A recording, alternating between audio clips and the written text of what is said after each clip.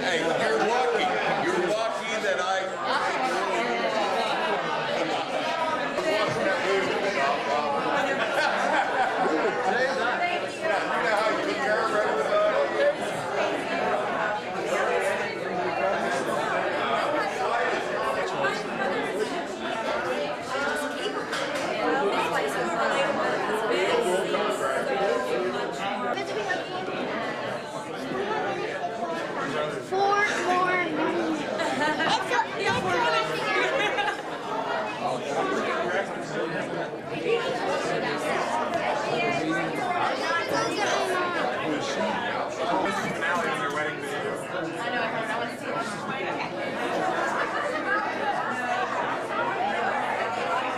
Charles will make it.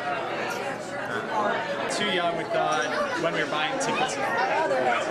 We'll find another reason.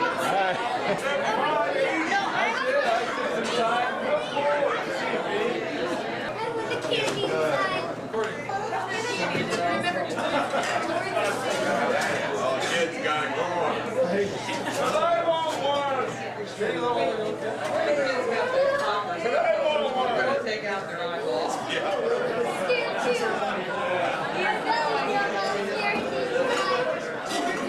More towards the seal. Thanks. Hey, you gonna give it to you or always leave it to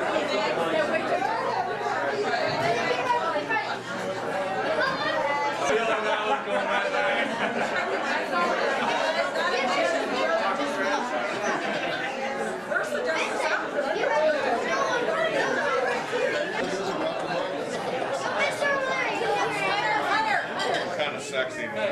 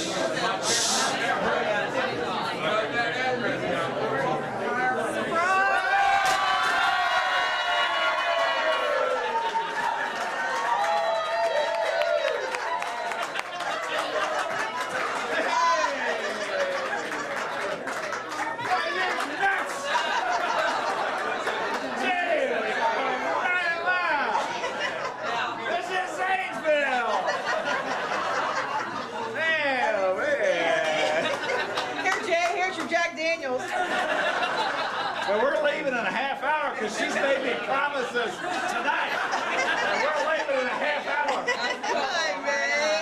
What are you doing here? Happy birthday. A little surprise? What a kick! What a kick!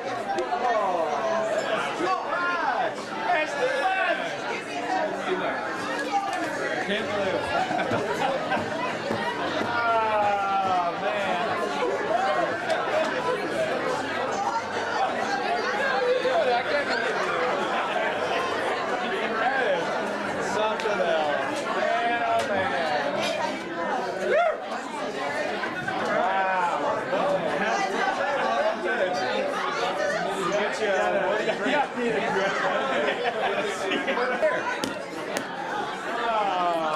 That's something.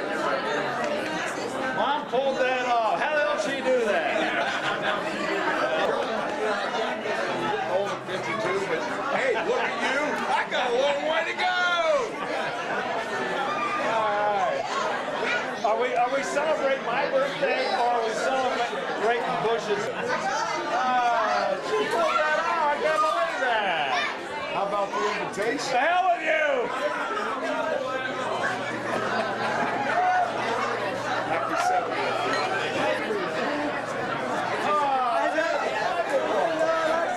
He sees us in one thing, but when he sees the Seattle boys, I couldn't believe it.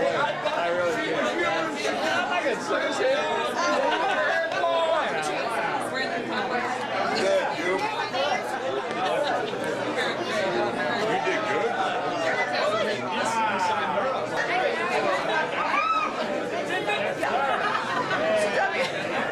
I don't think he gets it. No, because I was trying to explain to him the car was like, oh, like, no, come here.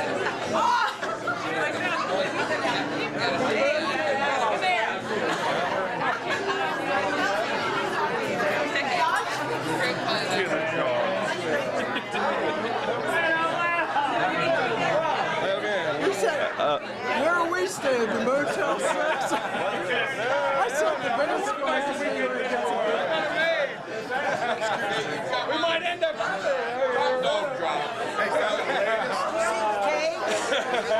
I do want to say a few words. I think it deserves a few words. I think that seemed like a good idea, and that's kind of like, you know, when the company puts a product up for sale and it's top notch, say like a Weber grill. Oh, Weber grill, $25. They suck you in, and then you get there, and it's, you know, I'm sorry, we're out of Weber grills, but we got this Klondike over here, and we can sell that to you for $25.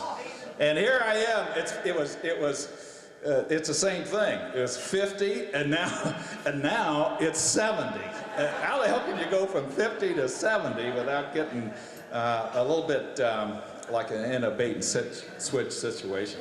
Let me just say, for everybody, I just totally tickled. I can't believe my son. I looked around. I don't know if you saw the surprise on my face when I saw my sons from Seattle and Sue, Clint's wife, from Seattle all the way out here to Zanesville. I've always told them you'll go back to your roots. So I didn't know they were going to come that soon because we just saw them 10 days ago. But notwithstanding, I just want you to know that it is very heartwarming, and the age is really wrong. I've sent in, got a special investigator. He is going to complete the report and give me, and I think that I'm in somewhere between 61 and 2. And that's it. And I'm not going to admit to any more.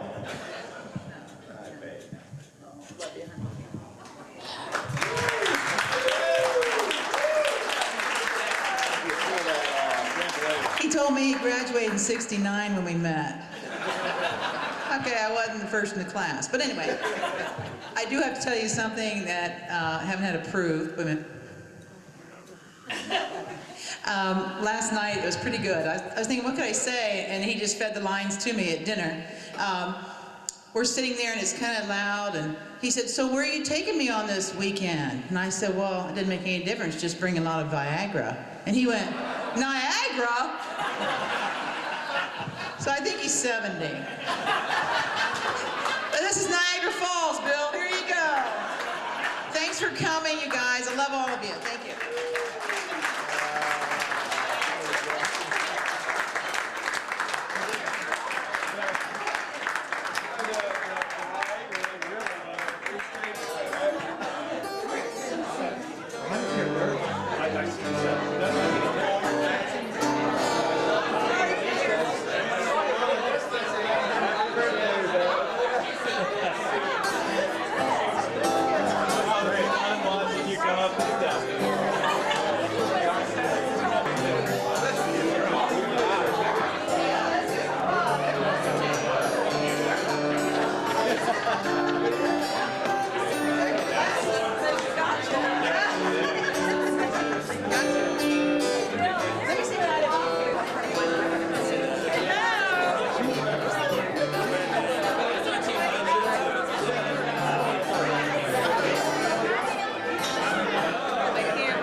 Well, he's not here. Here we go. Everybody does. I don't believe anything anymore. What she said, big night. She said, we're going to only be there a half hour. And we're going to Columbus. And she had all these, everyone's part of a conspiracy. You knew you couldn't trust him. You just didn't know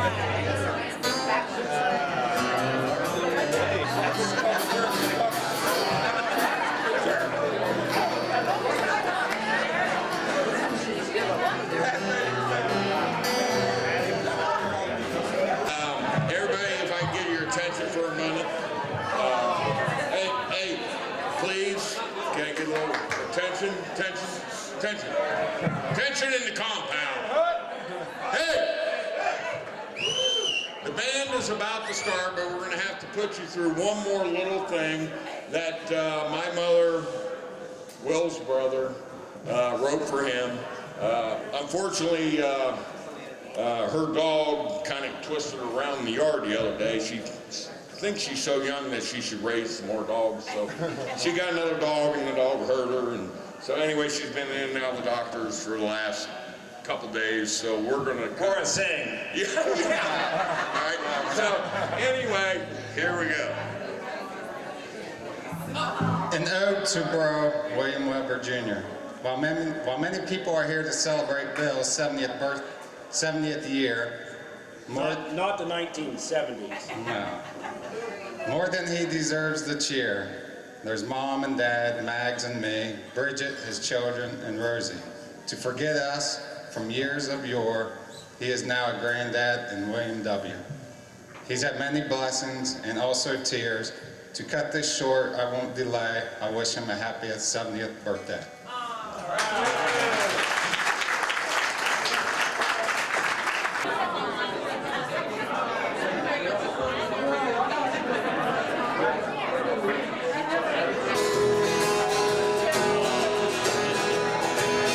Gonna tell you a story you won't believe. I fell in love last Friday evening. The girl I saw on my room, the TV screen. Let's go take a trip. Get you some in it. Make a run,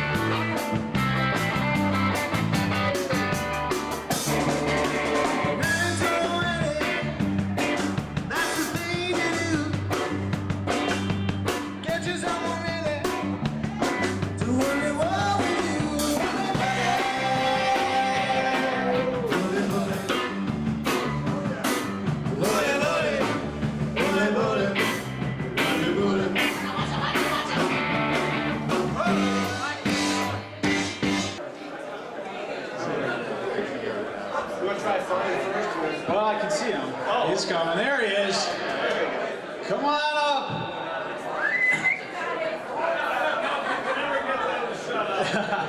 I don't think I can get him to shut up back there.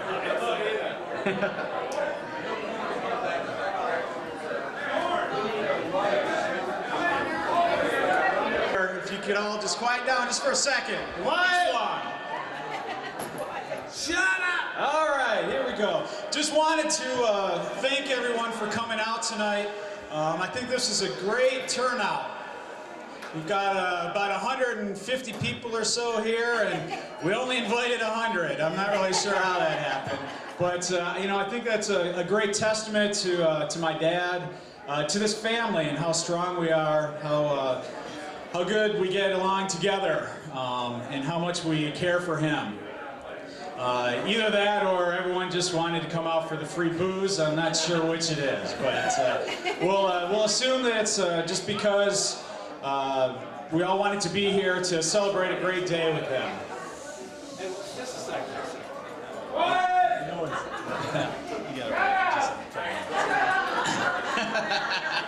Thank you, Katie. I knew somebody could get the job done.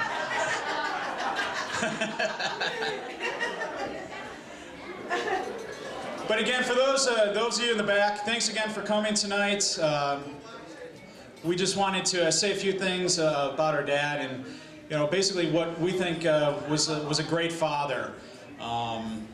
He was always there for us, and we have a couple of brief anecdotes in order to kind of make our point. I know that. At one point, when I was just a young baby, about the same age, I think, as Steve and Heather's baby, Sloan, my mom apparently had kind of had enough of being cooped up for about 30 days and needed a night out finally. My dad said, well, sure, I'll take care of Bill. You go out, have a night with the girls.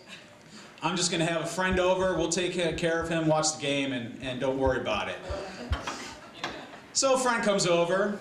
Brings some beer with them as well.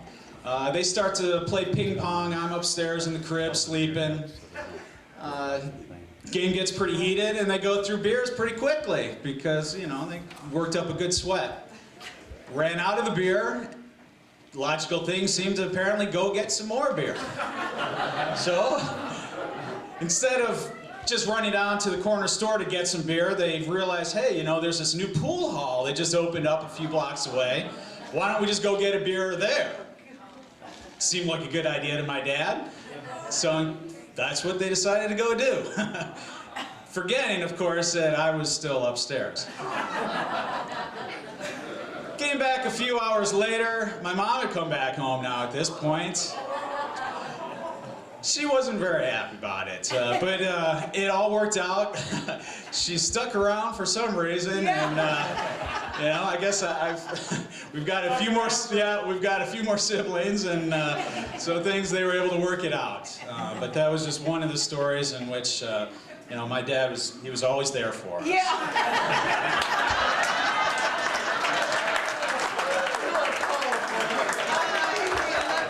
There's three of us. Yeah, I know as a middle child, the second one, you know, he's obviously not going to make that mistake. That was a rookie mistake. We'll let that one slide. We won't let that happen again. And my dad was always definitely there for me, particularly, you know, the family experienced some rough times right when I was about 10 years old, and he decided, hey, we need to take a little Weber road trip, rented an RV of sorts, and let's go hit the beaches in South Carolina. Oh, somewhere about halfway there, we pull into a gas station, and everybody gets up and goes to the bathroom. I was a little sleepy, so I was walking a little bit slower than everybody else, and when I came out of the bathroom, the RV wasn't there anymore. I remember thinking, okay, very funny. That's pretty good. That's funny. I'm moving too slow. I gotcha. Somewhere after about 30 minutes, I was thinking, boy, joke's going on a little bit long. And particularly the gas station attendant, he thought it went on a bit long as well. I think he was actually more worried than I was because he didn't want to have to suddenly take care of a 10-year-old kid.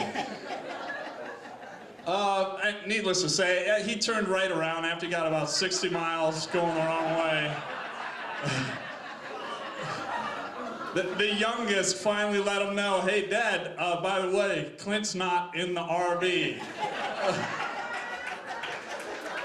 But, you know, I survived, and we made it, and that's just, you know, one example of him being there for us. Hey, wait.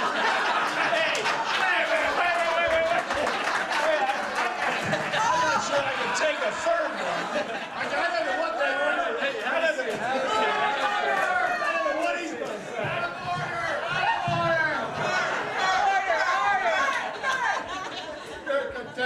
So I was the youngest for 24 years.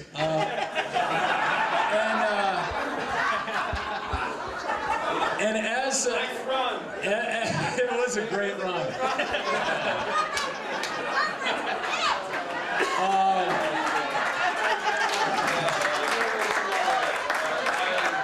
But as the youngest, you know, I would always get the hand-me-downs, and so one of the hand-me-downs happened to be a bicycle that had gone through Bill, then Clint, and by the time it got to me, every part on it was skewed, especially one important part, and that was the chain. So the chain of the bicycle actually had a missing link, so that if you pedaled too hard on this 10-speed, you would actually get jerked forward and get thrown pelvically into the handlebars. And so this was a lesson that I learned time and time again, not to pedal too hard, standing up, etc., riding this bicycle. And this was something that I asked my father time and time again, can we get a new bicycle? Can we get a new bicycle? No, you deal with it. Your brother's dealt with it, etc. Of course, he didn't really know about the chain. And then one day he decided, you know, it's a nice summer evening, I'm going to go for a bicycle ride. Hey, Kurt, can I borrow your bicycle? And I looked at him and, you know, I'd heard some of the stories and had witnessed some of the stories, and I thought, you know, he's really taking care of us, and I'm going to take care of him, and I want to lend you my bicycle, Dad. And for whatever reason, before I could warn him about this chain, he goes riding off down the street. About 10 minutes later, he comes walking back with the bicycle, and he says, Kurt, get in the car, we're getting a new bicycle. So he's always been there for us.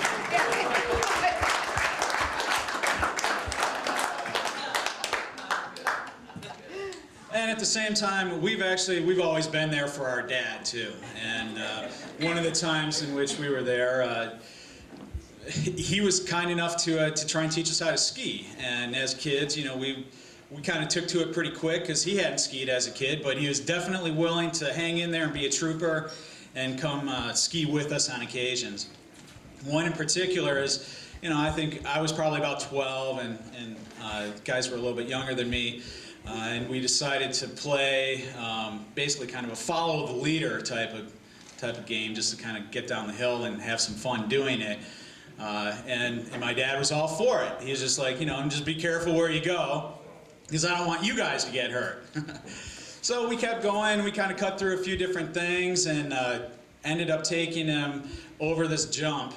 And we all cleared it. He kind of went last. And when he realized that he couldn't bail out and there was nowhere to go but over it, well, he went over it all right. And it was a complete garage sale. He just left his equipment everywhere. Came up, glasses were lost in the snow. He had a few impolite things to say. But he hung in there and he continued to kind of be there for us. And that was just an example of how we were there for him on that day. Yeah.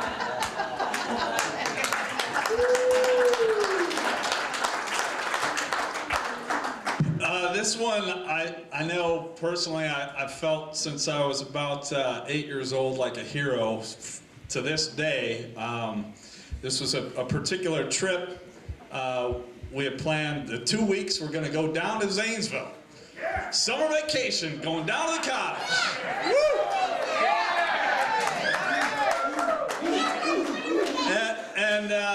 wake up pretty early in the morning so we can have a full day when we get there. And I remember waking up, crack of dawn, and hearing actually my mom say, "Jesus, Bill, what did you do in the bathroom?" And it turns out that our entire basement had flooded, and that this whole city's worth of sewage had come back up through our basement and pretty much filled it. And being a little kid, it was almost waist high. And you know, we dealt with the situation, and my dad really kind of, you know, said, "All right, for safety's concerned, this is how we're going to handle it. You three start shoveling poop.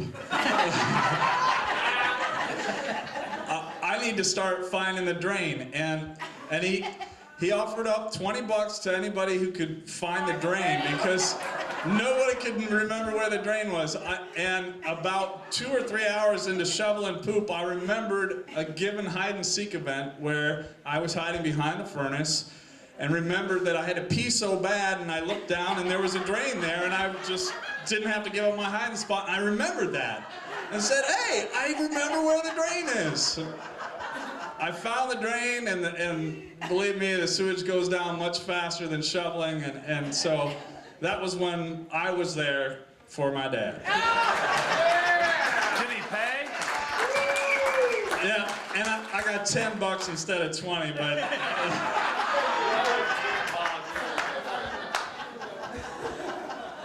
Actually, that was the same day. I was about 6 years old. That was the same day I learned my first swear word when I asked him, "What are these floating things in here?" And he gave me the S word, and that was my first swear word. Actually, another story recently, we took a boys' weekend in Las Vegas, very similar to taking a weekend in Zanesville. And